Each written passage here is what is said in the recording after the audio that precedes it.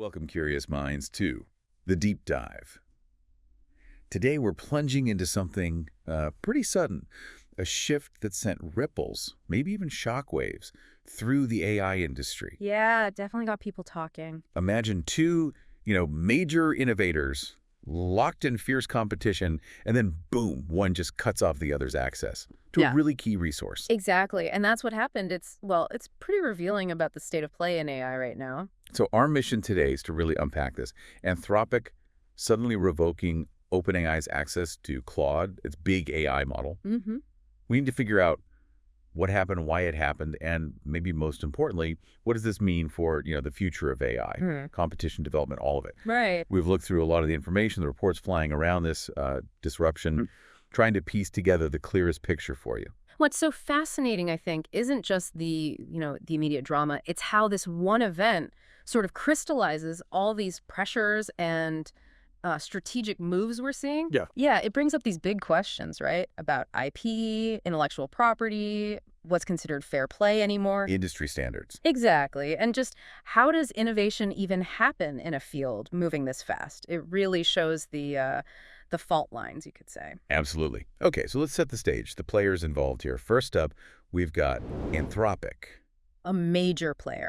Top-tier AI development. And their flagship AI assistant, Claude. Now, Claude isn't just, another chatbot. They've really focused on building it for safety, helpfulness, accuracy. That's their mantra. And it seems to be working, especially with the latest version, Claude 3.5 Sonnet. Right. That one's gained a lot of traction, particularly with developers, coders. Yeah, and you can see why. For developers building things, having a model that's, well, more reliable, less prone to making stuff up or saying unsafe things, that's huge. Saves them work down the line. Absolutely. Less cleanup. And it's pretty good at coding tasks, too, where you really need that precision. So, yeah, it's become a favorite for many. Okay, so that's Anthropic and Claude. Yeah. On the other side, OpenAI, everyone knows them, ChatGPT. the big name. The household name, practically. And in this increasingly crowded market, Claude is definitely seen as a direct competitor. Not just to ChatGPT as it is now, but critically to the next big thing, GPT-5. The upcoming one. Right. And this competition, it's not just about who gets more users for their chatbot. It's more fundamental. It's about setting the standard for what these foundational AI models can do, especially in key areas like coding. Right. It's about the underlying tech becoming the standard.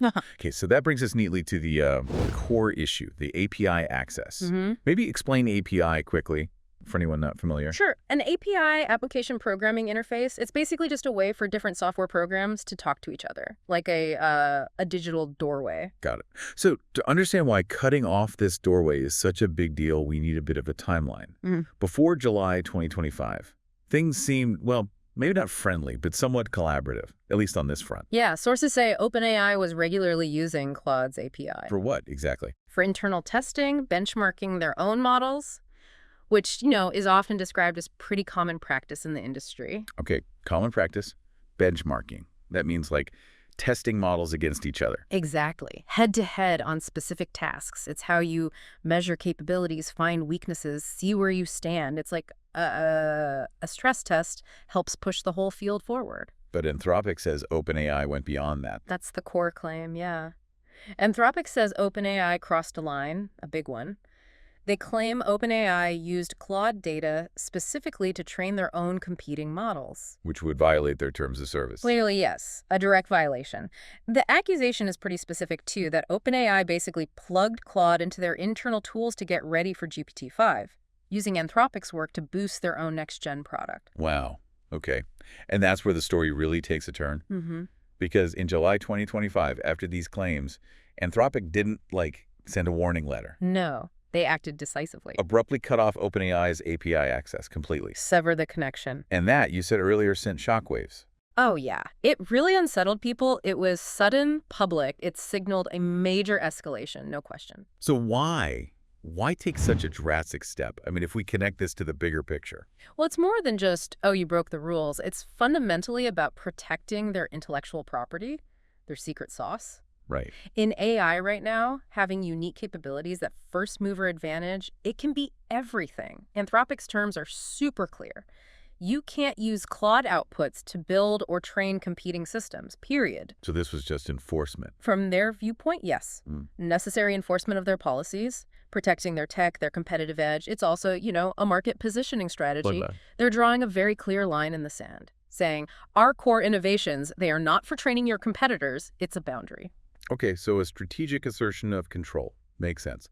How did OpenAI react, being on the receiving end of this public cutoff? Their official response was, well, pretty measured, almost lawyerly, you could say. What did they say? A spokesperson said, basically, benchmarking is standard practice. We're disappointed by Anthropic's decision, but respect their right to control access to their API. Something like that. Okay. Disappointed but respectful. Yeah, that's the public line. They keep saying benchmarking is standard, even essential for making AI better, that you need to compare models to improve them. So they didn't directly address the training accusation. Not in that statement, not explicitly. They framed it more as, this is Anthropic's business choice, we disagree, but okay. Very careful. But there was something else in their statement, wasn't there? A little pointed reminder. Ah, yes, the subtle part. They made sure to mention that Anthropic still has access to OpenAI's API. For safety tests. Right. Which sounds innocuous, but it's a way of suggesting, hey, this isn't exactly a level playing field here. Access isn't just flowing one way. A little reminder that they still hold some cards. Precisely. A quiet but firm. We're still players in this game, too. That's such a classic tech industry move, isn't it? That subtle jab in the PR statement. Because this whole episode, it isn't happening in a vacuum. It's part of this much bigger, fiercer rivalry in AI. Absolutely. Cutting off API access or even just throttling it, slowing it down. Yeah. It's a classic competitive tactic. We've seen it before. Like, didn't Facebook do that to Vine way back? Exactly. Back in 2012, cut off Vine's access to their friend-finding tools, basically tried to starve a competitor early on. It's a playbook move. Designed to stifle the competition. Right. And it's not even the only move Anthropic's made recently that points to this, intense, almost territorial competition. What else? They also recently throttled usage of Claude code. Limited access because demand was just unexpectedly high. So they're tightening control there, too. Seems like it. And all this really underscores that the market for coding tools specifically has become this key battleground between OpenAI and Anthropic. It's not just about the general chatbots anymore. No, it's about the tools developers actually use to build things. If you control those foundational tools, you have immense leverage in the whole AI ecosystem. Okay, so what does this mean? For the broader landscape, and especially for the developers caught in the middle, this seems to highlight two really different philosophies, right? Open versus closed. Totally. You see it clearly here. Anthropic's approach with Claude Code. It's closed source, completely. Licenses. Very tight licenses. And they're apparently quite aggressive about taking down unauthorized use. They guard that IP very closely. Understandable, maybe, but how does that sit with developers? Well, that's the rub. Developers, you hear frustration. They want to tinker, integrate, experiment. A restrictive approach, while protecting the company's investment, can really risk alienating that community. Creates friction. Yeah, goodwill issues. And it feeds into this bigger debate that's raging right now in AI. How open should things be? Restrictive licenses versus open collaboration. It's a huge tension. It is. How do you protect your core innovation but also get that broad adoption, that community buy-in that often drives progress so quickly? Think about Apple's closed ecosystem versus Android's open one, or even Microsoft's journey towards open source. Right. In AI, it's maybe even more critical because the data, the models themselves are the key assets. It's a really high-stakes balancing act. And OpenAI represents the other side of that coin. Largely, yes. Their Code CLI tool, for example, the command line thing for coding, that's open source. Apache 2.0 license, which is pretty permissive. More community friendly. Much more. It encourages people to use it, build on it, contribute back. It's a very different vibe. And that approach is often seen as an innovation accelerator, right? Generally, yes. More eyes on it, more people building things with it. The ecosystem grows faster. Anthropic's tight control. Well, it protects their IP, sure, but it definitely risks alienating developers who might otherwise become their biggest champions. It's a strategic gamble. Yeah. They're betting that tight control is worth more than broad open adoption, at least for now. Exactly. Do you maximize short-term control and maybe monetization? Or do you play the long game, betting that an open, thriving ecosystem will eventually benefit you more, even indirectly? That choice really shapes who wins developers over. So as this competitive chess match continues, what's next? Hmm. For Claude, for GPT-5, has this whole thing just sped things up? Oh, it seems like it. The race is definitely accelerated. OpenAI is clearly pushing hard on GPT-5 now, especially the coding capabilities. They want to outperform Claude 3.5 Sonnet. Make a statement. You bet. This API cutoff probably just lit a bigger fire under them, like, okay, we'll show you we don't need your API. It's an urgent sprint now.